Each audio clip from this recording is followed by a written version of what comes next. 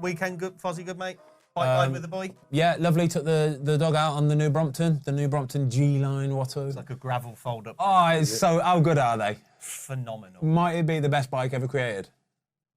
It might Seriously, for do it all, Yeah. Watto, for do it all, it is phenomenal. It is absolutely phenomenal, yeah. New set. We're not finished fully on the new set, but what are we saying? I'm absolutely loving it. The change of environment. I just want some soft furnishing. I Make me totally feel a agree. little bit more homey. Do you? Yeah. Yes. Do you want a little bit fire more. on or something? Oh, fire on, mate. I'd be a 7 days A bit of week. foliage, a bit Yeah, of a bit a of tree, foliage. I mean, that. we're nearly there with it, aren't we? It's a lot of wood. It's Shout a out my work in brother. process. Yeah. Shout out my brother, AMF Home Improvements. Yeah, AD, well done, mate. Really appreciate it. You worked your socks off last week, didn't he? International break, he came in, absolutely pummeled it. No rest over the international break for that No guy. rest for him, he went Right, to work. let's get into it, mate. Man City, Wolves. Yes. Are goalkeepers too soft these days, Fozzie? No, and I'm going to tell you exactly why goalkeepers are not too soft. Before we do, though, can I just give a shout-out to all of our lovely watchers at home on the Cycling GK? I very rarely do this, but I've got to say I do appreciate you people. And if you could click that subscribe button, it'd be nice, wouldn't it? I don't like asking people to do much, but that would be lovely. You know, it keeps us going and keeps us growing. That's what it's about, isn't You it? subscribe, Watto? I'm a subscriber.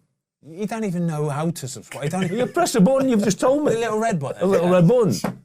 Brilliant. Mate, I follow whatever you tell me. Press the button, I'll do it. Simple as that. All right, okay, I'll explain to you exactly why goalkeepers are not going soft. All right, so watching the game, it was an okay game. I knew this goal was coming, by the way. When you said it was an okay game, Wolves defended for 98 Yes, minutes. they mate. did. Yes, when Wolves scored, right, the commentator went, "It's the dream start for Wolves." And I'm thinking, no, it's not. No, it's not. It's not. You don't want to score that early in the game against Man City. It's the worst thing you can do.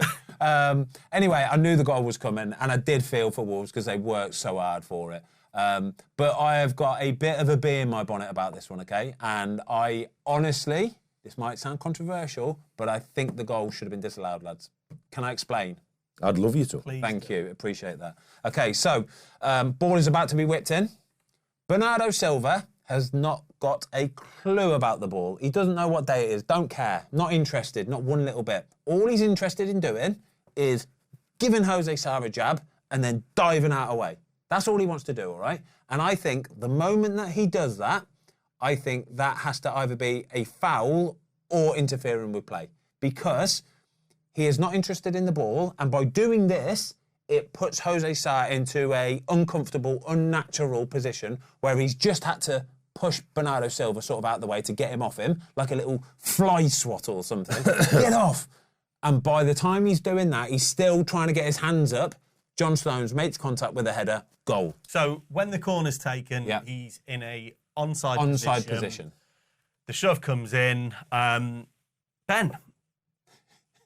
I'm a Wolves fan, right? And I have emotional at the end of the game. Yep. This is a disgrace. I've watched it and I've watched it and I've watched it. It's a goal. And I think you're going soft, Biggin. Do you know what? I appreciate your opinion on this, and I think it is still very subjective, right? But you're right. I appreciate it, and I actually even put it out on Twitter last night as well. I said, I think this goal should be disallowed because Bernardo Silva has got all he cares about is nudging Jose Sa, right? And that's the reason why. VAR was checking for whether Jose Sa was in... VAR was checking for whether Bernardo Silva was in Jose Sa's eye line. That's not the thing that was important. He wasn't in his eye line. Everybody could see that. But that's what they shouldn't have been checking for. They should have been checking for whether Bernardo Silva made a unnatural, unneeded movement into Jose Sa to knock him off balance so that John Stones could get that header and score. But it's a corner. There's a lot of movement. There's a lot of traffic. And he's giving him a bit of a nudge. It happens every week. We talk about and we give Ben White his flowers for it and saying, oh, yeah. But when Ben White does it, though, he's stood on the goalkeeper with a defender next to him as well. So it's kind of fair. matter? It's fair game, though, So surely. why is it not fair game? Because all he's trying to do, Bernardo Silva, is be a little pest. Right. Be a little nuisance. But he's not looking at the ball. Yeah, he's not. He's not paying any interest to the ball whatsoever, right? So, okay, how do you think, by the way, it went down on Twitter when I put this last night? I think you might have got called some naughty words. Twitter. Oh my God, Watto. But you're trying to protect the arch enemy of Wolves. I thought they'd have fallen in love with you. No, what I'm trying to do is stand up for Jose Sa in this instance here, yeah, because I felt a little bit for him, right? I just feel that players shouldn't be allowed to just not look at the ball, just be, his sole job was to nudge, push, and then dive out the way. In every game. No, only when they're stood on the goalkeeper. And I think if you're stood on the goalie, as a goalie, you stand up taller, you know it's coming, it's absolutely fine. They've already stood on your tiptoes. There's people nudging into you as the ball. But everybody's got eyes on the ball at least. Let me ask you this question then. So if there's a defender and an attacker, and obviously the attacker's, got a flight path, I'm going to go and I'm going to attack that ball and I'm going to head it. Yeah. If the defender pushes him off path slightly, is it a foul? If he's going for the ball. It's fair game. If they're both running for the ball and both challenging for the ball, fair dues, yeah? But if that attacker goes to run and win the header, and as he's running, the little player, little defender, whatever he is amongst him, just runs, not looking at the ball and just goes, no, that's a foul. Anywhere on the pitch, it's a foul. Agreed? Mate, I'm just gonna say this. I think you're going soft. I think you're going soft. I think you're going soft. The reality is, if I'm a little small right back, and this is Haaland here, and I know that the winger's going to stick it up before that ball, I've got to give him one. Foul. Otherwise, I'm getting done. Nah, come on, mate. Jose Sa's 6'4". Bernardo Silva's done a little job on him. If Jose Sa doesn't give him the two-hand shove off him, he's in an offside position. So if I'm not going to come for that ball at 6'4", I'm going to let Bernardo Silva stay on my toes, because if Craig Dawson doesn't win that header and John Stones bullets a header at my goal and little Bernardo Silva stood in front of me, no goal.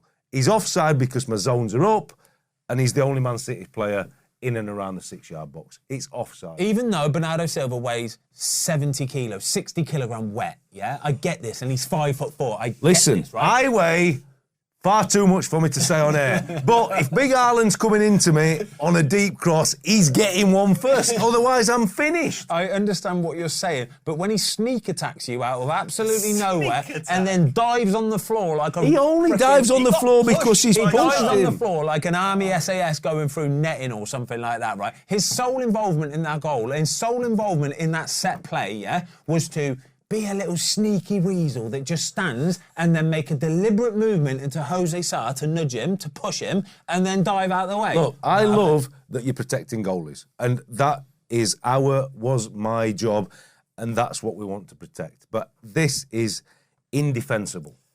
I'm a Wolves fan, and I wanted it, and I wanted to kick off. And for a moment, I did, and my lad went wild. But I've looked at it and looked at it and looked at it, and you go, if that's what football's come into... But football has become that. Right. Football has become that. I don't agree with it. Then let's make it a non-contact 10, 15 sport. years ago, that's run-of-the-mill. Honestly, I remember Kevin Nolan standing fully with his heel on my boots, and I was like, I can't move my foot, and he went, unlucky.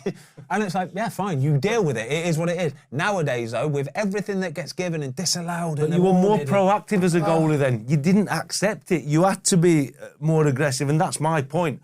Jose Sa would never come in for that ball. The ball was probably too good. He can't come for it. That's fine.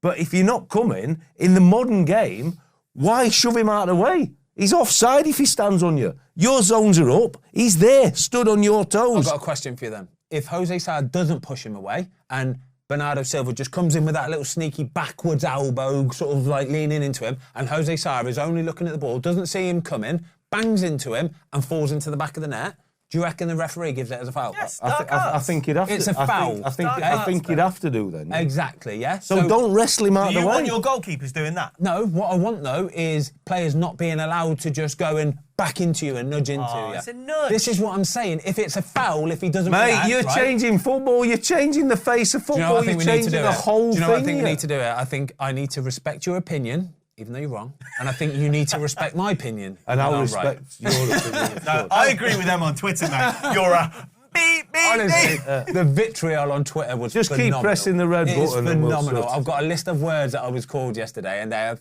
some of them really inventive, really creative as well. Don't condone it. But we don't condone All I it. would say is, though, I mean, obviously, I had a look at your Twitter timeline, and there's people saying screenshots. this happened last season, that's happened last season, and I understand the consistency, but football is different.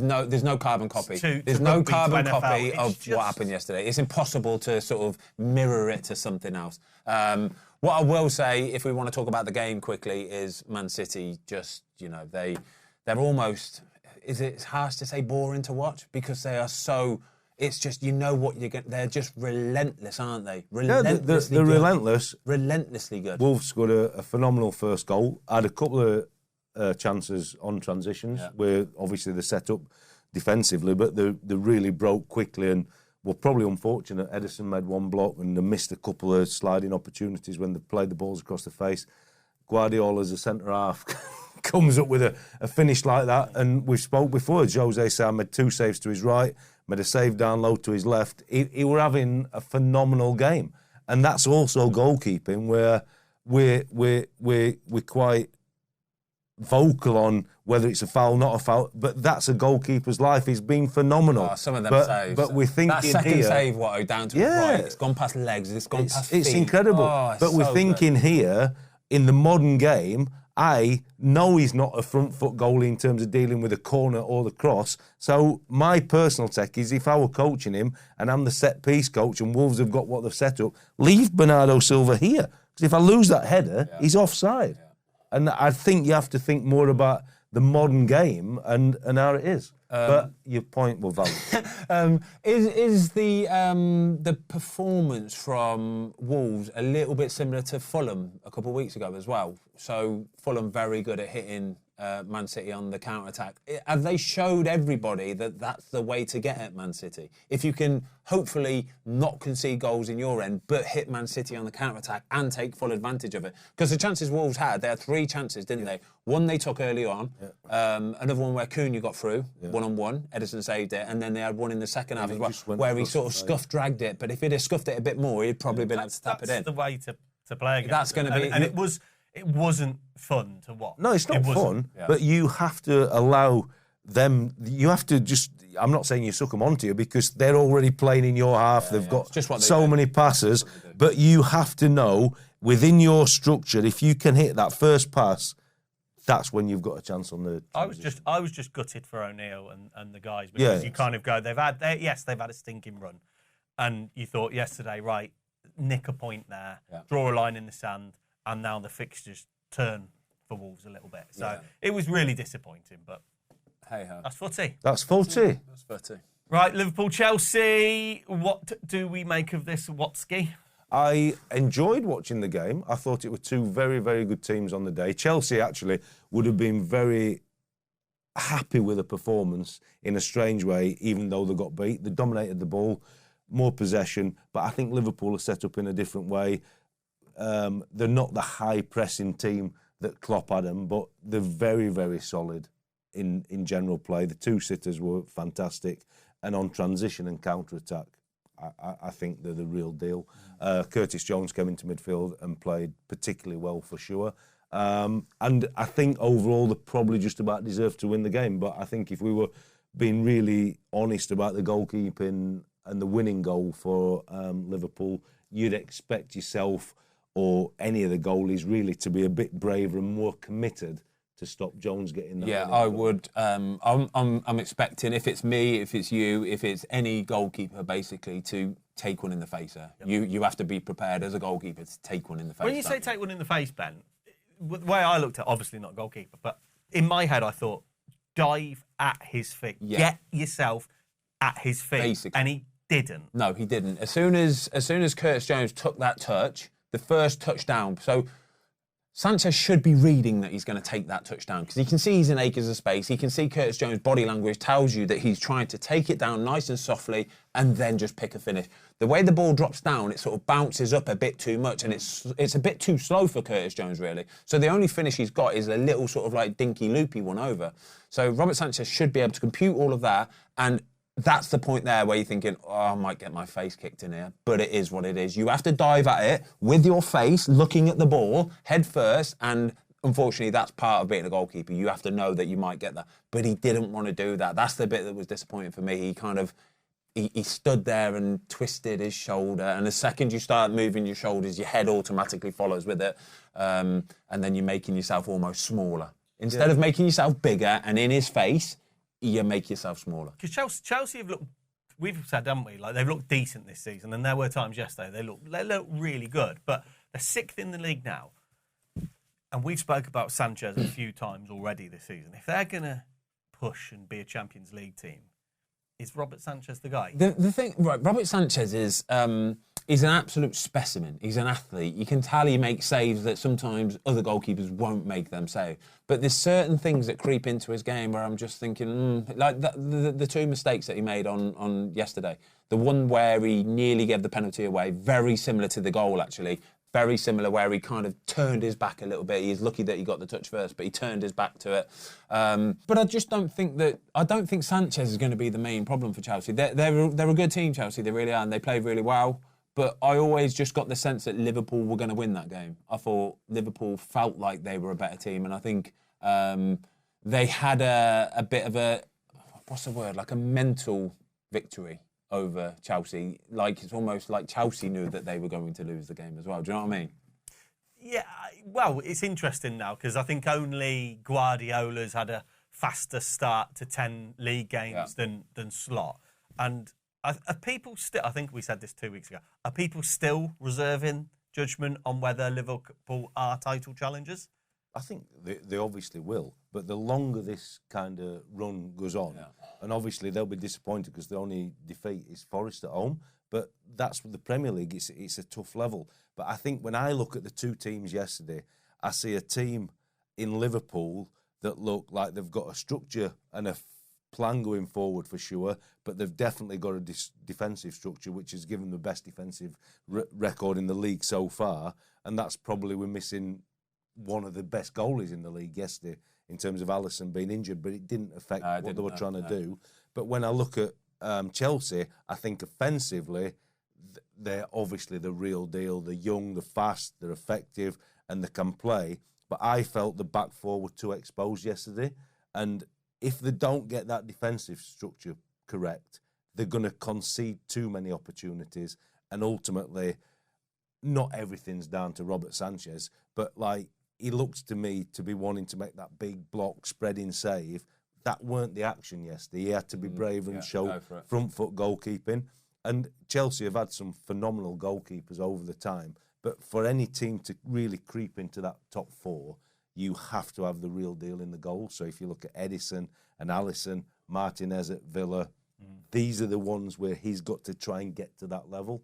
And I'm not quite sure he's at that level yet. A couple takes from the game yesterday, actually. Reece James, good to see him back. Just hope he can stay fit, because a fit Reece James is a problem for everybody, honestly. He's world-class when he's popping. And I hope he does get back to that. And secondly, Curtis Jones's performance in general yesterday was phenomenal. He was just absolutely everywhere. Back, forth, getting in amongst all of it. And when he scored his goal, his little celebration with Trent was actually really quite nice, because you've got 2 Scouse boys there, 2 boys that have come up through the academy. And it's nice, isn't it? You don't get too many football clubs where you get 2 players kind of collaborating like that. And yeah, it was nice to see. Which brings me nicely onto Trent, actually, which is an interesting one for the end of the season. Still hasn't signed his new contract. If you had to say yes or no, Watto, is he going to be staying? I would say no. I wouldn't like to call it. I think he's gone. I do. Do you think? I'm sure of it, lads. I think so. Yeah. Unless he's waiting for 300 grand a week or something from Liverpool, I think he's gone. I think it's too far now. I don't think you get to this point of your contract being ran down, especially when you're a homegrown player like he is for Liverpool. It should be signed and sealed already. I'm almost certain he's on his way to Real. There you go. Oh, this is breaking news. I'm sure of it, lads. I'm sure of it. Yeah. Have you got an inside source? No, it's just the way that you see these things play out. I've seen so many of these sort of things play out, and I know that for a player like him, who brought up all the way through Liverpool, if he was staying at this club, he'd have already signed that 5-year deal 18 months ago. I agree on that one. Yeah. Right, next to we got Bournemouth, Arsenal. This was such a disappointing game. Oh, the red card. It kills them, doesn't it? But rules are rules. I know the rules are rules. So red card. I'm going to go another controversial take today, and I don't think it was a red card. The rules are the rules. The rules are the rules, and again, though, this one was subjective. It has to be subjective, okay? So I understand what you're saying, last man. However, Ben White is one of the fastest players you'll play against, right? When that ball comes through to Evan Nilsson, once Saliba's out the way, right, he has to then get that ball under control and get all the way to goal, slow himself down again, and then get the shot off. And I think Ben White can get back in time for that. I know what you're saying, and this is where football is just different to the sports, and it is a red card. The rules say possibly, yes. It's a red card. It is bad. No. This is subjective. I get what you're saying, and I agree. It's subjective, though, right? It's never as clear as black or white. And I think but somebody's got to make a decision. No, do you know what? True that. You're absolutely I totally spot agree. on, mate. I totally agree. Because football, in sports like tennis Yeah. and rugby and NFL, there is more black and white. Yes. And I think that is the point. Yeah. Football is shades of grey. So shady. Even the goal earlier with Jose Sa and Bernardo Silva, it's subjective, right? And I understand your point, and I totally accept your point. I'm trying to put my point forward as well. I just believe that. But I'm not going to sit here steadfast and go, you're wrong, all right? You're wrong. You've got a real valid point. And I'm a bit like on the previous incident that we're talking about. When the ref goes to that monitor, irrespective of, he's not thinking about how quick Ben White is, he's not thinking about the fact that Trossard's made an arse of it and put his own player on the back foot. When he looks at that picture, I have to say that, for me, it's the right decision. I think there is some grey area there. It's relatively high for sure. And there's a lot of things that need to fall into place. But when you just look at that still image, he's got to send him off. It is a letter of the law. And that's what the referees have to go by. Yeah. Because if they're not, they're going to get crucified. You can't start saying Ben White's faster than a Lewis Dunk in that situation. You just can't. No, I agree with all of what you're saying. I do, Laz. I completely agree. And the referee's in a tough place because he has to look at it on the basics of it and go, yeah, he looks like he's too far. But Ben White is very quick. Yeah, no, for sure. And I even think Ben White backed himself to get back in as well, because as Ben White starts running, he even has a cheeky little glance at the lad next to him, Semenyo. Just because he's your dog walking. No, listen, and even as the ball goes over, Ben White has this cheeky little look at Semenyo, and even he's thinking, right, he's there, I just need to gun it back in here now. Evan Nilsson has to get that ball under control, get it going, then slow himself down again. Raya's coming out to slow it down as well. There's a lot of there's a lot of moving parts there, isn't there? Yeah, there is. But he's only looking at that image, the ref. That's all he can. That's all he can do. I think the thing for me is it kind of changes the game. It ruined the game. It ruined it completely. It's so high up the pitch. Yeah, I know. That this is where you start having conversations around yellow card, red card. Where is there something in the middle? If I was Bournemouth, I want that to be a red card. It's as simple as that. And they're watching that going, it's red, it's got to be a red. It's as simple as that. William Saliba should know better as well. He has to know better in that position. He can't just go and grab it. That will be my point. I mean, ultimately, Trossard's made a right arse. Yeah. And so it were that were the caveat to the action, because Saliba's not expecting his own player to be wrapping it down the side. But if he trusts in Raya's start position, if he trusts in White's start position, you've got to somehow get yourself in a position that he's making it awkward for the striker, but not pulling him down. Yeah. Just change his run so that the goalie or White can make some other action.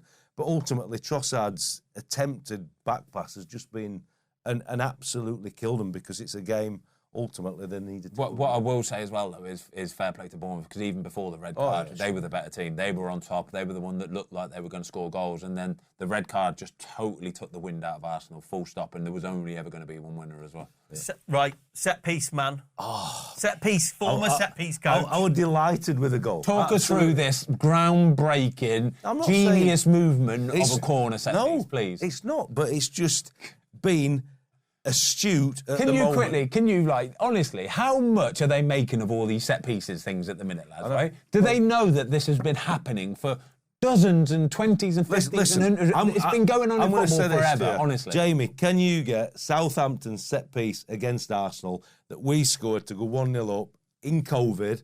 I would say it was a better set piece goal than what that was. Yeah. But I never got wax lyrical. I've never even got mentioned on Might Sky still be in a Sports. job, It might Watto, still be mate. in a job. Because your job role doesn't say Dave Watson, set piece No, coach. it's If it the said role. specifically Dave Watson, set piece coach, mate, I'd still be at the top. pay I'd rise, you'll still get be a at the top 5-year of the deal. You are the main man, the talk of the town. It was a nice move. Wasn't It was a nice Christie move. slotted it It's real nice. it's a run of the mill. Get it into that front post area, flick it on, and somebody come and finish. The key to it is, look, you've still got to get the components, the timing of the run, the flick, the run from the edge of the box, even though Arsenal are down to 10 men is easy.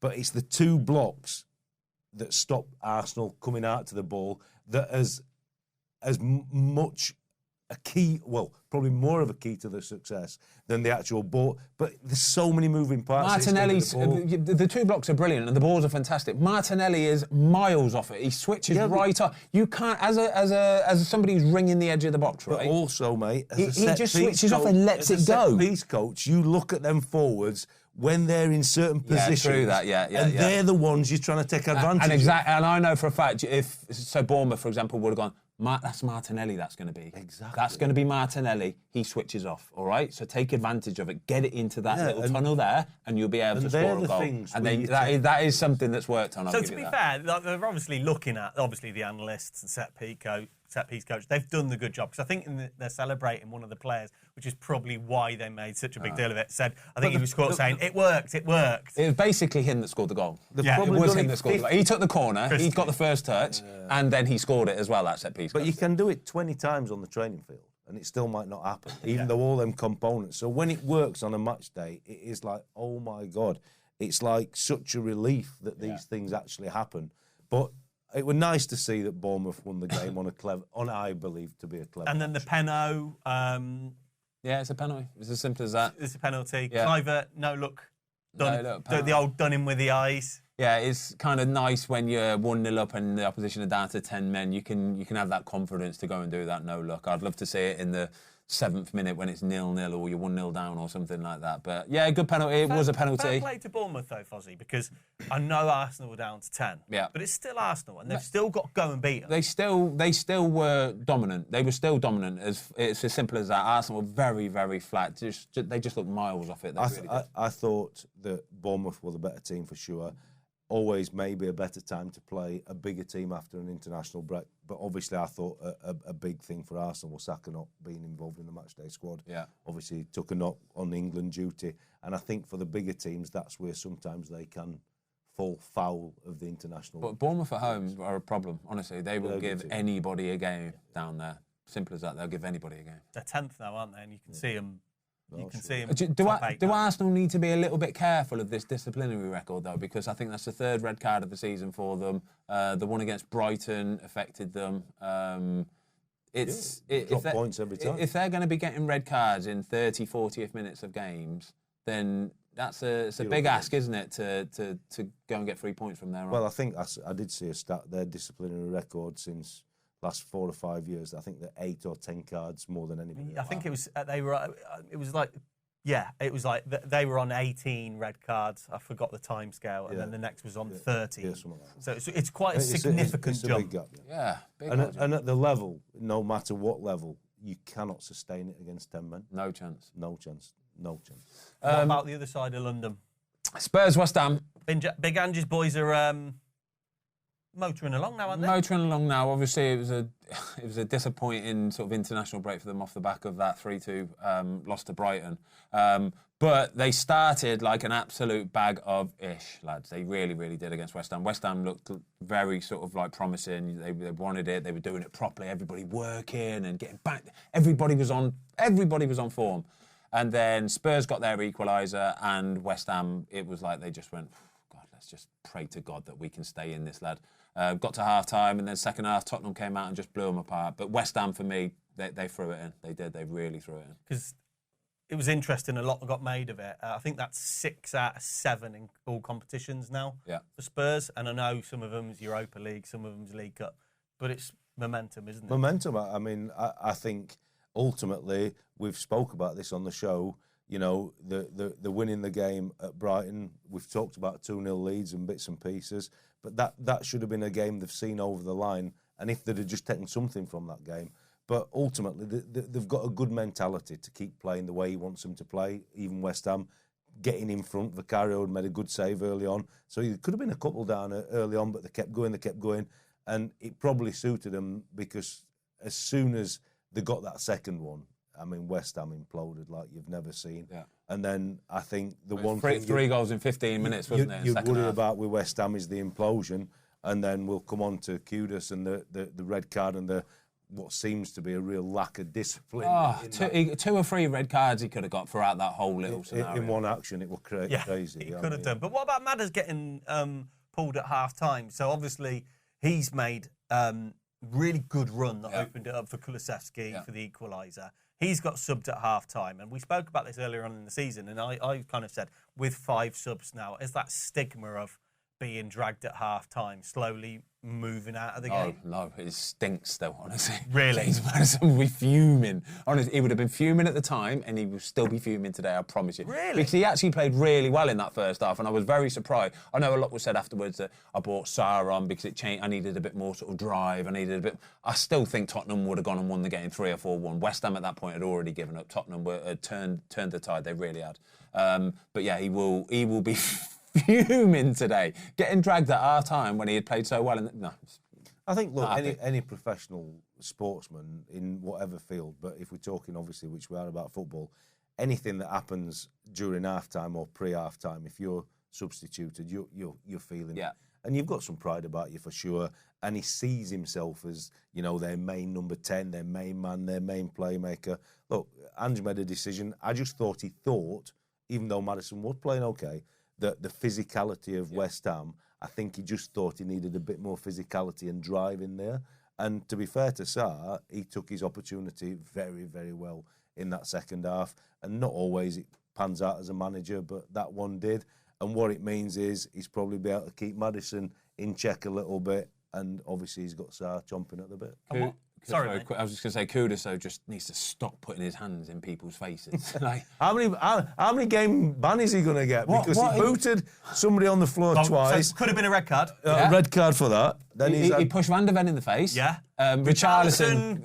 That's just Richarlison. What's Richarlison? Kudus didn't even do anything to Richarlison. Richarlison didn't he headbutt? He didn't headbutt someone's back of their face. He's gone down like a sack of spuds. And then Kudus has gone and done the same thing to Pep Sarr again, pushed him in the face, like with his hands in his face. If you're Lopetegui, right, are you raging with 2-week fine? You're getting a 2-week fine. Really? Guaranteed you're getting a 2-week fine for that. I think he has to do. I mean, the game's gone, so you're thinking about the next game. As a coach, or even some of them players at that point, the game's gone. You don't want the game to run away with you, but it's finished. You're virtually in injury time at that point, and it's just naive stupidity, and he's going to cost his team down the line. So I think the manager's only got a 2. You know what the thing is? He has to be really careful here. He does, Kudus, because he's obviously a very good player. He's got tons of ability. He's scoring goals. Just the way he whizzes past people at times is incredible.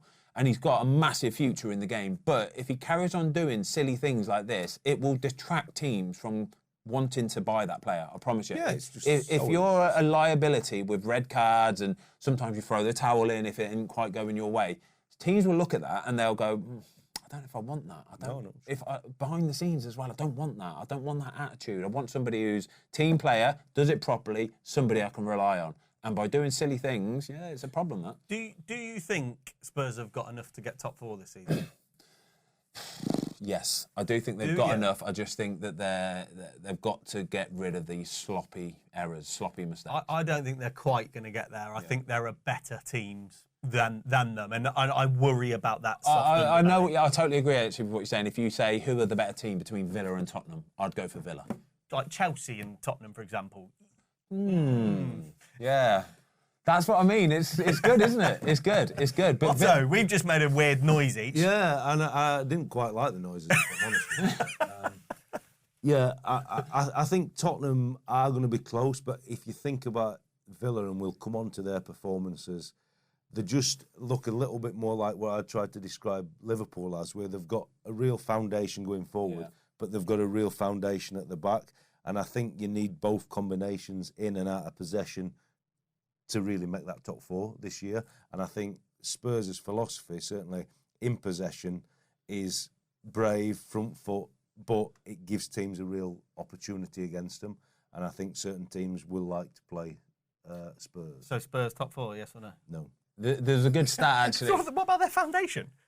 They're just too Not quite there. There was a good stat ringing around Tottenham that since Postecoglou took over, Tottenham have never drawn a game at the Tottenham Stadium. Never drawn a game. Really? It's always a win or always a loss. It's as simple as that. But as a Tottenham fan, that's kind of exciting, but also quite daunting at the same time, because you know any match day it could go any which way except a draw, basically. Yeah. You're going to win or you're going to lose? Yeah.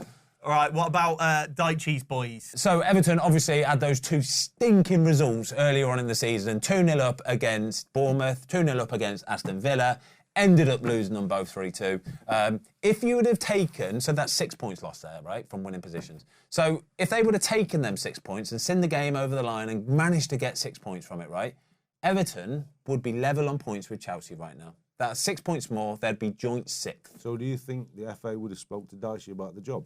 No, definitely still not. If Wolves would have beat City and Arsenal and Liverpool, we'd be in the Champions. Yeah, but Wolves ain't even got a chance to beat them because they're nowhere near it. At least Everton are scoring the goals and they're showing that they've got ability and they've got enough about them to beat these teams and do enough to score goals at least anyway. But I'm really happy for Dyche. I'm really happy for Everton actually as well to see them doing what they're doing now.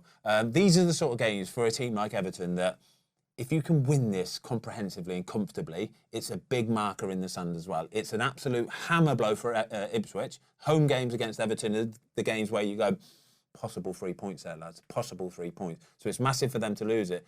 But on the opposite side, Everton, great win for them. Let me ask you, when you say about that, I've always wondered this, because as a fan, you look at the fixtures when they get released, and you almost start making the notes, possible 3 points.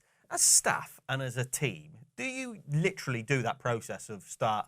Green for a win, red for a loss, and then orange for maybe? I don't think... we didn't, as in, would go through it on the board in that way.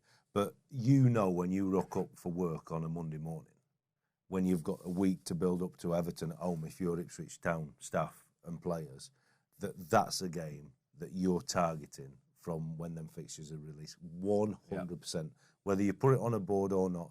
And that is a game when a promoted team comes up and an Everton team who only got across the line against Bournemouth before the break, you have to, if you're going to stay in the league, you have to win 6 or 8 games. Mm-hmm. So you need to start winning games against teams around you, and certainly when you've got a team like that at home. And ultimately, it shows the gulf between an experienced manager in the Premier League and an experienced Premier League team compared to that team that's come up. Look, Ipswich had a golden chance to take the lead, and he skied it over the bar. I can't remember who it was. But if the lad from Sunderland, wasn't it? Yeah, but if you don't take that opportunity, then Everton just become relentless in the pursuit and they know how to get over the line. And in the end, mistake for the first goal, trying to have a touch in your box, and when you're 1-0 down, then you're up against it. And the point I would make is ultimately, if Calvert-Lewin could score a 1v1, this game would have been wrapped up. I mean, I think he had 2 or 3 in this game, and he seems to be in that bit where he'll score the harder type goal, but when he's got to think about a 1v1, you as a goalie would actually fancy it a little bit, because I think if you hold in a good position and say, right, can you beat me? At the minute, he doesn't seem to have that. He had a couple against Villa as well, DCL, didn't he? And I agree with you, Watto. I think if the ball's hung up there and he relies massively on his athleticism, you back him every day. If it's an instinctive one kind of thing, I'd say so. It's when, like you said, he's had a few this season. Yeah, and he's been lucky that there's been players around him who have been able to score as well, though. So fair play to Ndiaye, cracking finish. Michael Keane. Wow. Centre-half finish that. Stick him up front. He's had 2 this season. I'll tell you, there's a lot to be said for putting your boot through it, you know. Instead of trying to find those little corners and just put your boot through it sometimes, especially when you're in a crowded box and it's coming through people. Put your boot through it. Goalie can't see it till last second. It's behind him before he even gets to see the thing. But I agree with what I said there. This is one where Ipswich would have targeted it and gone, green on that one. We want 3 points from that one.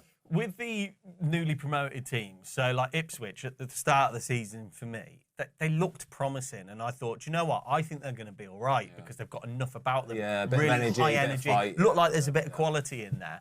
But we speak so oftenly about momentum in football, and unless these promoted teams get off to a good start, you just see the kind of almost the energy and the will just falling away from them. It takes us nicely onto Southampton Leicester then, because it's very similar. Leicester, fantastic win for them, but for Southampton, this is a hammer blow, Watto. This is one of the worst results they could have had against Leicester. If they'd have got beat 3-0, I think this is a worse result. 3-2 is. I agree. I think any score apart from being 2-0 up, and I didn't think they were particularly coasting it. I mean, Leicester hit the frame of the goal twice. And Ramsdale's made a couple of decent saves for sure. But the facts remain that the 2-0 up at home against one of the, obviously, rivals for relegation, but one of the teams that came up with them, and it's the second time they've had a home game against a promoted team, and they've taken a point.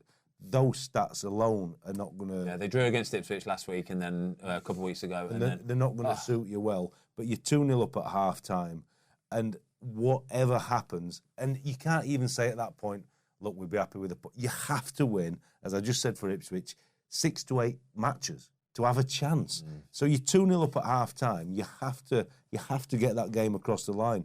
And to be fair to Steve Cooper, I thought Leicester were in the game anyway first half, but he's made some offensive changes second half. And in all honesty, yes, did they get a little bit of a look when Vardy gets pulled back and it's a straight red card? Yes. But Leicester were on the front foot. They were the driving force. And Southampton just cannot see a game through. They can't keep the ball out the back of the net. And actually on that day, they scored 2 goals. But 2 goals is not enough for them to win a game. So you're up against it big time. But mentally now, they've got City away next week. I mean, I don't know what the mentality is. 1 point from 8 games. Again, going back to the last game we talked about with Ipswich, is Southampton look at this and go, has to be 3 points, lads. Has to be 3 points. You know, it screams to me, look at like the Leicester squad, and they've got that front three, Buonanotte, Fatu, Vardy. They've got some really good players. But alongside that, and I know he's probably not the sexiest name in the world, but they've got experience. They've got players like Harry Winks in there. You look at Southampton, and we said off camera, I just feel like there isn't that streetwise kind of nuss about them, or that those 2 or 3 experienced heads. I know they've got players like Lallana in the squad. Just a bit too nice, though, isn't it? Yeah, but you said that, and they'd be really disappointed. But they're 5 or 8 minutes into injury time. There's a corner against them, and they've conceded so many goals, Southampton, from set plays, and they're down to 10 men. But nobody in that group. Leicester sucked them all in, and he's played the ball to the edge of the box or 15 I'm sure yards you out. spoke about this a couple of weeks ago about Leicester being, about Southampton being so easy to on hit the edge of the box. The man on the edge of the box. Oh my God! On set pieces, and it's cost them time and time again. But because they've not got that real leader, and they're not seeing these things, and from this point on, I'm not sure how they're going to have to go on a phenomenal run of form. Mate, I don't even think it's that. I don't think it's a case of, are they going to stay up? I think it's a case of how fewer points are they going to end up on. Painful, isn't it? You really do. You really do worry. And like we said, the games they've had already, and you look at some of the other teams down there and go, they've had some, bad run games. Southampton haven't. I felt for Rambo a bit as well, to be fair, because he's made some good saves in the game. Yeah. But he'll be so disappointed with the goal going in. It's a bit of a miss-hit by Ayew as well. Kind of like bobbled in, gone through bodies, but still, I think Aaron will know he should have got a full contact on that and managed to keep it out the back of the net. And it's a sickener, it is, honestly. Absolute sickener. 8th minute, I think it was. Last kick, but you've got, if you flip it, and we're talking about the promoted teams, Leicester have just won 2 on the bounce, and it's going to give them some momentum. And that way, it does put a pressure on a Wolves. Yeah. Because when a promoted team has managed to get a few wins on the board, and they're starting to climb away from that bottom 3. The established Premier League team, who at the minute are Wolves, even though they've been unlucky and all them things, when one of them promoted teams starts getting away from you, that's when the real pressure for the more experienced team comes. It's like Palace as well, isn't it? You look at Palace, and I know they're playing later, but like you said, Leicester, though, for me, they have got quality. Yeah, sure. Those boys like Vardy, we all know Vardy, but It's a perfect weekend for Leicester. It really is a perfect weekend. Obviously, getting the 3 points against a massive relegation rival, Ipswich going and losing, and then watching that Sunday game, Man City, Wolves, and that goal going in the last kick of the game as well. Every one of them Leicester players would have been buzzing for John Stones to put that ball in the back of the net. I guarantee you none of them are fighting for justice for Jose Sarr today, lads. I promise you that. Definitely. None of them Leicester players care about Jose Sarr today. what about our mate, Mr. Marky Goldbridge? So Marky was at the game yesterday, Yes, he was. enjoying a little bit of the good life. The good life. A bit of corporate hospitality. Was he in corporate? Was he? Well, I've seen the picture that he put on it. It looked like he had a lanyard which said VIP or something like that. Anyway, I don't know. Either way, he was at the game. Yeah, nice to see him at the game. He was at the game, and I bet it was nice for him to actually go and watch a game without having to do a live stream for once as well. I bet you it was lovely for him. He would have been fuming at half-time, 1-0 down. Ethan Pinnock with the header. We'll talk about the Matthias de Ligt thing in a minute. Was that a bit easy? With the Ethan Pinnock header? Yeah. Was it Delo? Yeah. Was that a bit easy? Oh, it was so easy. Did he just let him? He just let him run. He just let him run. Let him run off him. Good header, to be fair, but still, you can't let somebody have a free header from 6 yards. They're going to put it in the back of the net. The whole Matthias de Ligt thing, I thought, was just pathetic. He had so many opportunities to come off before this last second corner. He should have been off the pitch earlier on when it was a lull in play or something. Basically, put your hand up, go down, whatever you need to do when it's a lull in play, all right? So that you can get it done, because you know that if the referee does clock onto it and sees his blood coming down, he could do that at any given moment. It was unfortunate for him that he saw it when the corner was about to be taken, made him go off the pitch then, but still, he had opportunity to do it beforehand. So who's getting it for that one? Are the medical team a getting bit of everyone, because Matthias needs to be cleverer. He needs to understand that the referee could pull him off at any time. So when it's a lull, he has to take responsibility and go, I'm obviously bleeding. Go when it's a throw-in down for us or something, down in the other corner. That's when you should do it. Not leave it and hope to get to half-time. But the medical staff should have been shouting for it. Managers should have been shouting for it. Everybody should have got him off the pitch earlier. At this point, we've talked about like blood replacements. Are we further taking football into a place we don't want to take it by even suggesting something like that? The thing is, though, in the game, it's like the counterbalance, isn't it? So the opposition want to take advantage of that situation. Whereas if I could change you and put Ben on just because you've got a cut and a stitch, then you're taking an element out of the game where me as a manager, I've got to make a decision. Like, am I going to be happy to leave you for 2, 3, 4, 5 minutes, however long, and we'll play 11v10 for that period? Or if you have a blood substitution straight away, the game's what it is. So I'm not so sure. I actually thought that the medics should have done a better job in terms of covering it up. Yeah. The manager and Ruud van Nistelrooy are obviously going to pop the referee, the fourth official, but actually it's nothing to do with them. He has to come off the field. It's a health and safety issue. The medics should have tidied it up better, and you certainly don't want to be losing one of your main men on a set piece against Brentford. So, like you said, be clever at the point you come off.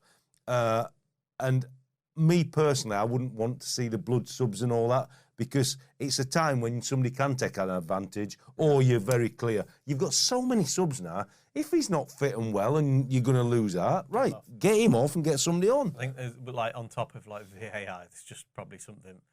Well, you don't need. Even think of the logistics of it and how getting that player quickly warmed up and quickly stripped off and then onto the pitch for just a few minutes. You're asking for somebody to pull a hamstring, or I think you've just got to be cleverer with it. You've got to come off when it's a lull in play or when you're in good possession down in their half and it's a throw-in. You can kill a bit of time. The lad that's taking the throw-in knows he can take a bit more time because he's getting it glued or whatever it is. So they should have handled it better. But fair play to Man United. In the second half, they came out, and I think personally, I've watched the extended highlights of this one, and the second half for Man United was probably their best half of football this season in the Premier League. They were fantastic. Cracking goals. They were fantastic. No, Proper good Manchester United performance. A Man United performance of old. They attacked. I mean, Rashford seemed to have upped his level again. Yeah. Great cross, Garnacho finish for the first one, and then, to be fair, I thought Højlund did well in the game. He's a different type centre-forward because he's not that one who's always on the last line forcing you that way. He actually likes to suck you in this way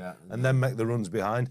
But Fernandes has touched for his second goal. Beautiful. But for a centre forward, and you're playing centre forward for Man U, you need to be in 10, 12, 15 goals. And obviously that's got him off the mark this season. But it was a great finish to dink it over Flecken. The ball from Rashford, though, into Garnacho. Oh, beautiful. A thing of absolute silver plate. There you go, Alejandro. What a contact. What a contact. Just but a simple open your foot contact. You ain't trying to lash it. You ain't trying to snatch at it or anything like that. Just let the ball come. Just move onto it nicely. Open that surface area up. Contact, boom, back of the net. Goalie's got no chance. Didn't even see it, did he? Absolutely no chance. The whole thing was lovely, but the ball from Rashford, it was a thing of beauty. Yeah.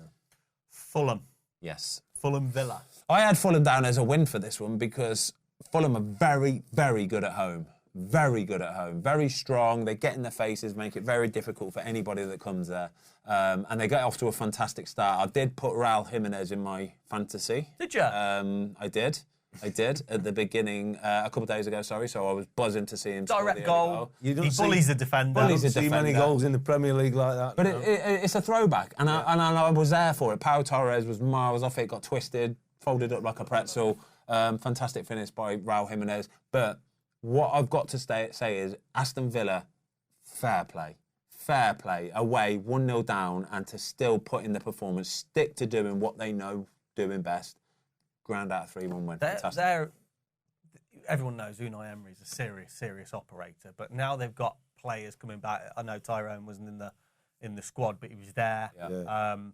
Buendia's kind of come back. You look at the bench. Look at the bench for Villa at the weekend. Serious. They're a proper team, and the scoreline actually doesn't flatter them because when you watch the game and the amount of chances they had in that second 6-yard box area where normally you want teams to flash that ball across the face of the goal, they kept cutting it back because they knew they'd get a chance. And I think Rodgers had 2 or 3 where he's come onto and kept putting them wide. They're the real deal. Everywhere I look, the team oozes quality and confidence. Strong though, the strong. And dominant in the team. Yeah, and he's been the captain of the team, and strong and dominant, and they just keep going. They just keep going. I love it. I think it was after the first game or something, and Mark said he was waxing lyrical about the performance Rodgers, on telly was incredible. Yeah, and actually, the more you see him, and you think, do you know what? If he carries on this form. Are we going to see an England call? Without doubt. That'll be probably the next one, to be perfectly honest with you. If Villa keep flying and he keeps scoring goals, getting on the end of stuff, dictating play. Yeah, but Ollie Watkins, though, lads, obviously his header, first and foremost, fantastic header, sort of like arching back, still bullet, though. Brilliant goal. But the red card that he made Joachim Andersen get was a result of him playing to his strength, playing in behind. He gets the right side of Joachim Andersen. At that point, Joachim was just thinking, oh, no, here we go. A clever player. There's nothing Joachim Andersen can do. He either lets him go and doesn't get a red card and probably concedes a goal, or he just has to give him a little shove. He has to give him a little shove. But that red card is as good as a goal for Aston Villa. It really is. It's so important. They're already winning at that point. But what it does is it just takes the win completely out of Fulham's sails, and they knew at that point the game was done. Yeah, I think they're the real deal, Villa, and I think it shows you. Look, Tielemans has come in the team now, and he dominated that lovely, game. Isn't he? They're happy to lose players in the summer, and you think that's going to be a big miss. He's come in, signed Barkley, clever signing, good signing. and the run in midfield. But Watkins is like making them in-out runs. All the centre half's worst nightmare. And they've got the quality to play him in. And, Anderson has got nowhere to go on it. But Villa, in a real difficult place to go for Fulham, I think. I think Silva's done an unbelievable job with them. And they actually won at a canter. Would you be putting Villa in it 3rd, 4th at this point? 4th. I'll have them finishing 4th. I think they've just got a bit more longevity and consistency than your Chelseas and your Tottenhams. That's what I think. Another big one at Villa Park this week. I think they've got Bologna, haven't they? Bologna tomorrow night. To be fair, Ethan's got a ticket. Again, the atmosphere at Villa Park as well is absolutely popping. Before we move on to Newcastle Brighton, can we talk about Emi Martinez's penalty save?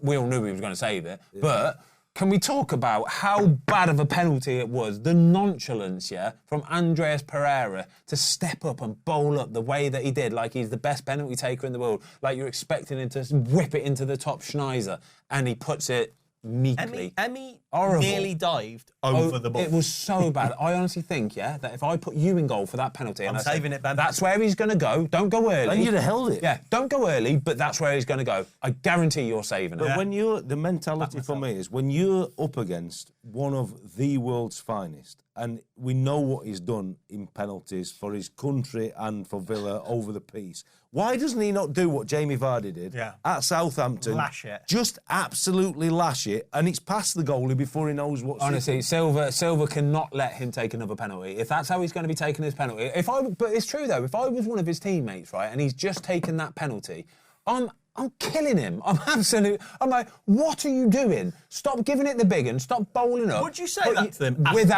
No, I would say it as soon as I get the opportunity. I'd say that's shit from you. That is. That should be a goal. That's a goal for us. Yeah, that's a massive. Not only does it detract from us not going another goal, but it takes the wind out of our sails. It's like, it's another opportunity. But you'd be better walking up and hitting it because what we're trying to say is you're from 12 yards.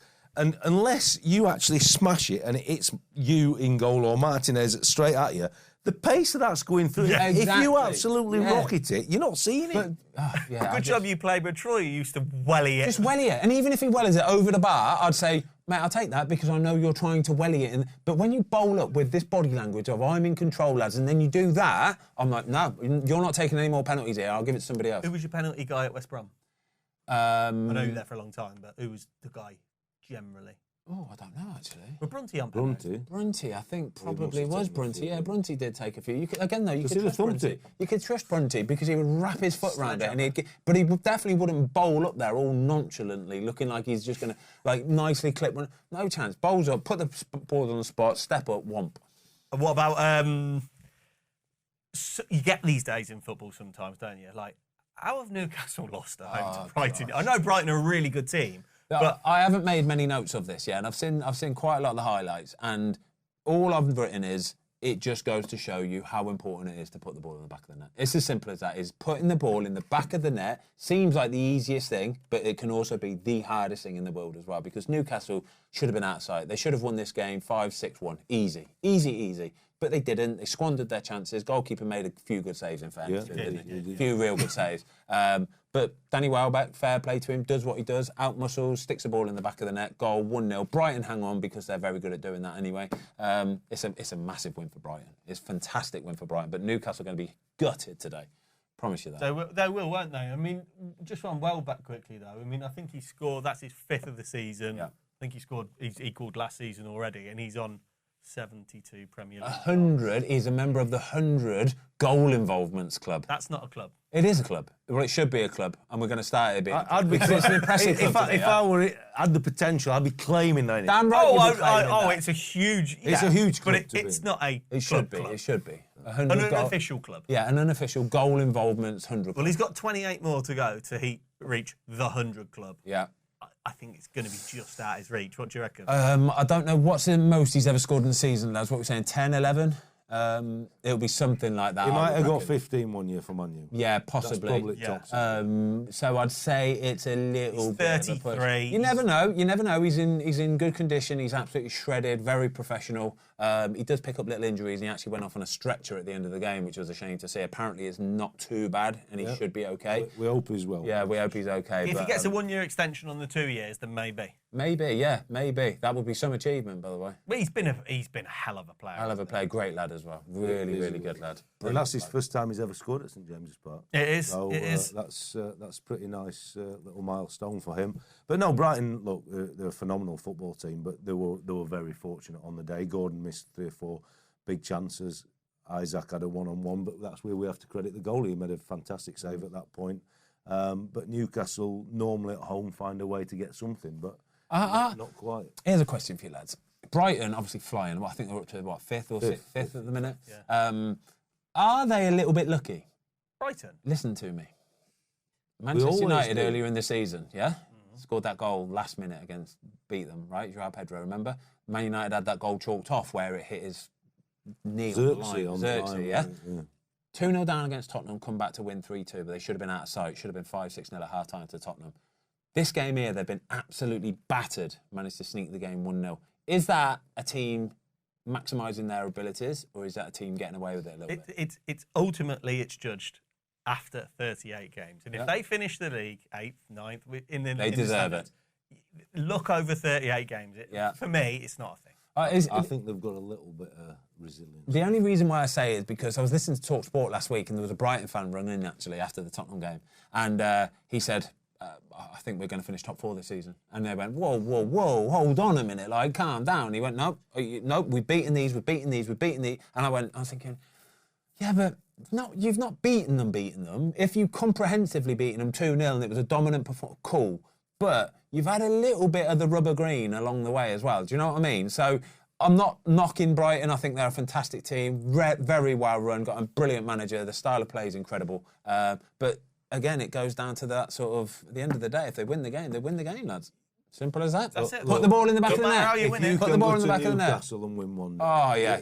What about that goal, Watto? Because we were looking at, weren't we, off camera at Shah, and I was asking you, saying, it looks quite basic in the fact that when that 1-2 was played, he just got drawn a little bit to the ball, didn't he? Because Hall was there. Yeah, get him covered. Dunk plays a quick free kick, to be fair, which you want to really try and stop at source. But they've still got 3v2 Newcastle. And Shah gets done a little bit, and then Livramento can't quite tuck in, but it's too basic a 1-2 and too far out. It's poor defending. He's gotten drawn into something he doesn't need to get drawn into. He steps in. The second you step in, the ball's already been played behind you. He ain't getting back in time. You're done, He ain't getting back in time. It's as simple as that. Welbeck's too strong. Once he gets the right side of you, you're buggered. And the Toonami are going to be pleased the fact that Eddie Howe hasn't left. And did Howe come out and say that he wasn't approached by England? He said he wasn't approached by England. They had no contact with him whatsoever. They did say that 10, I think, managers were contacted. I would love to have known what the 10 were. If he wasn't one of the 10... And how many English guys would have been contacted out of the 10? Well, if it's not him... Because if he's not getting contacted, the whole FA pathway for coaching courses and development of coaches and managers, we're wasting this time. And I accept that you may want the England manager to have won some silverware, and it's very difficult for England managers or English managers. Should we talk about the Tuchel appointment quickly? We're going to go to the quiz in just a second, I promise you. But Tommy Tuchel, yes, no, indifferent? How are you feeling about it? I'm a little bit indifferent with it, if I'm honest, but I did like what he did at Chelsea for sure. You know. Yeah. So he was at Bayern last year, right? Yeah. And they didn't win the league for the first time in a million years. That's Harry Kane's fault. The curse. The Kane curse. I would say I'm with Watto.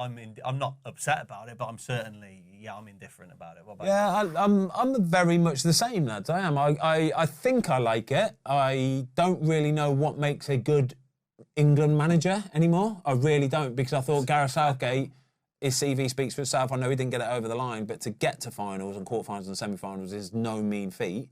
No. But I just don't know what makes a good England manager anymore. I really don't. I think it's a very different job now to being a club manager. Very different job. What do you think, or what were the reasoning? Why did they push the button so quickly? We got beat off Greece, obviously, in the internationals. Yeah. We beat Finland. But why push it so quick? Carsley's in charge for the next 2 games, and we're going to be anyway. Yeah. You haven't got a fixture till March. So in my mind, I'm just not sure why all of a sudden we've had to do it. I honestly think Lee Carsley spoke himself out of getting picked. I think once we lost that Greece game, the interviews he did after the game, I think it was very clear that he didn't enjoy that side of it. He didn't enjoy the media and trying to talk about a loss, a performance. There were certain questions getting angled at him that he didn't really have the answers for. And it was a little bit uncomfortable viewing at times. Do you know what it is? When I saw the lineup and he was getting pelters, and I thought to myself, fair play to you. You've got some set of cojones on you to go, do you know what? I am going to get my best players in the team. Yeah. And I know the result was poor, but there was a part of me that thought, fair play. You could have just been super safe there. It does go to show that you have to be pragmatic as well. You have to. You can't go guns blazing anymore in football. Gone are the days where you could be a Brazil where you go, we'll score 5. We don't care if you score 4. We'll just outscore you. It's fine. Gone are the days. Teams are too well set up now. They're too well drilled. They really are. So teams know that if they can score a goal, nick a goal, they'll just get a rearguard action and go, yeah, go on and break that down. It's really hard nowadays. It is really, really hard. So you have to be a bit more pragmatic with your approaches. You can't go guns a-blazing. You really can't. Well, he's got 18 months to win us the World Cup, so we'll see what happens. Yeah. We will. Right. Quiz time? Yeah. Bit of a performance last week from the boy, weren't It it? was 2 weeks ago and I don't Mate, Sorry. we've never recovered from. I've never recovered I've from never that. seen anything like it. Never seen anything like it in my Whitewash on it. I days. swear you've never seen anything like it ever again. There was a bit of shade thrown in the comments about Cheating. but where people saying, how on earth do you know about that? But those bands, they're like set bands, aren't they? Like 11-game bands. He knew the answers because Jamie told him all the answers. Right, come on, quiz time.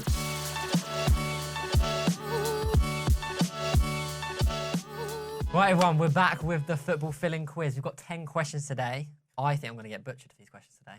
Oh, Why? They're bad ones today. Luke's had a look at them and he's like, there's a couple of dodgy God. ones. Really? Oh, God. But If Luke's not happy, I think. I have changed one Okay. before we start today. Okay. Okay, come on then, hit us, Jay. Let's go. Question 1. Who is the only team to have lost 9-0 on 2 occasions Southampton. in the Premier League? Southampton's the correct answer. Were you part of the coaching stuff? Twice. Southampton question to start. Yeah. Does it get much worse than that, Watto? Honestly, I've never felt as bad in my life. Really? That's I won a few quid when Leicester popped you. What? You didn't bet 9-0? No, I had Ayoze Perez hat-trick. Oh, wow. Did you? Yeah. But like the thing is, you don't want to make excuses, but like and it's VAR, so we're in the game. It's a Friday night, shitty conditions, and they get the first goal, but they bring it back and send Bertrand off, and we just like never recovered. Sounds like an excuse to me.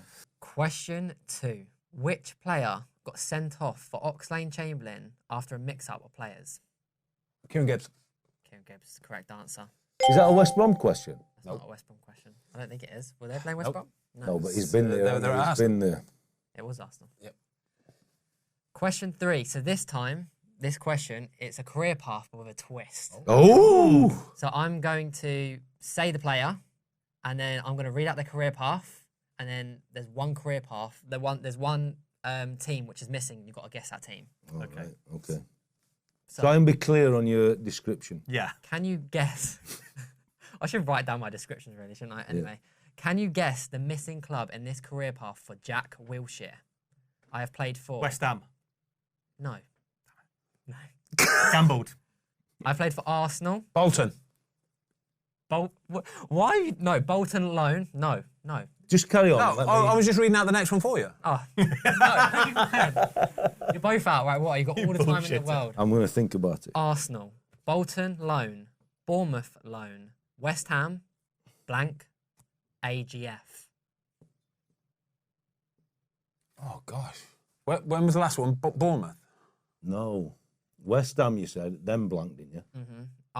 Arsenal, Bolton loan, Bournemouth loan, West Ham, blank, AGF.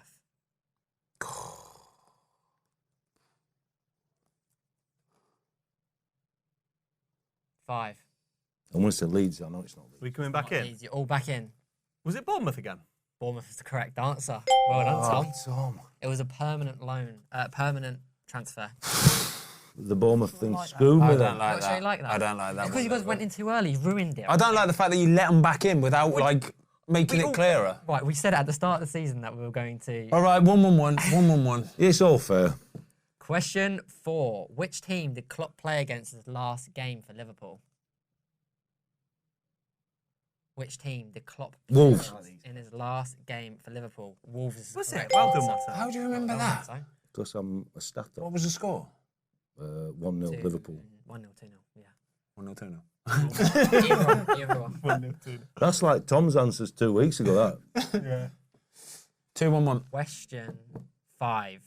This is the one I changed. So, Rasmus Højlund scored this weekend, which was his 11th Premier League goal. However, who is the all-time Danish scorer in the Premier League? Oh, I like that question. That's a good question. Ericsson. Christian Eriksen. Ericsson's the correct answer. And that was Watto, wasn't it? Thank you, mate. It was Watto. Watto on 3 points. 3-1-1. 3-1-1. Yes. New shape. Question 6. Which club have the most yellow cards in Premier League history? Everton. No. They're second. Should get half point for second. No, you don't, unfortunately. Arsenal. Nope, not Arsenal. Liverpool? No, all back in. Aston Villa. No, Man United. no. Who's been in the Premier League forever? and it's not Everton. It's not any of those big boys. 5, 4, You're just going to say the 3, answer. 2, 1. Tottenham. Chelsea is the correct That will be answer. going to be the next answer. They've got over 2,000. They're guessy questions, aren't they? Yeah. Yeah. Enthusiasm's a little bit low, isn't it, on this one? You've sucked the life out of us because you told us it was You going to set be the crap tone. before we started. told us it was crap. Well, I thought the quiz was good, but Luke actually said it was really bad. Yeah, but don't let his negativity seep into I our think quiz, Luke's all right? next week, Lukey boy. Jamie, obviously, you're on quiz duty, but Luke is an incredible Stato. quizzo, He's stato incredible. guy. So maybe you kind of do the questions next week. Yeah, but it's like sometimes you give me questions that are really, really tough, and I'm like, I don't think the lads. That's a good. might. But the Danish one was a great question. Yeah. Yeah, and I liked it because I got it. Like, that was yours. Yeah, but I knew you were going to say that because I said I've replaced it. Like, it was just a thing you were going to do. Oh, Jiminy. All right, question 7. We're back with career path questions because we all love that. Is this just normal? Just normal now? Yeah, just normal career path question. But Don't try anything there's new a team again. in the middle that I'm going to miss out, and instead of that team missing out, you've got to say his You've gotta get birthday with his star sign And his cat's and his cat's second name. And how many kids he's got? Go for it. Just normal career path. Normal career path. Yeah. Straight up career path. I have played for Liverpool, Sheffield United loan, Huddersfield Town, Wolves, Everton loan, Leicester. Connor Cody.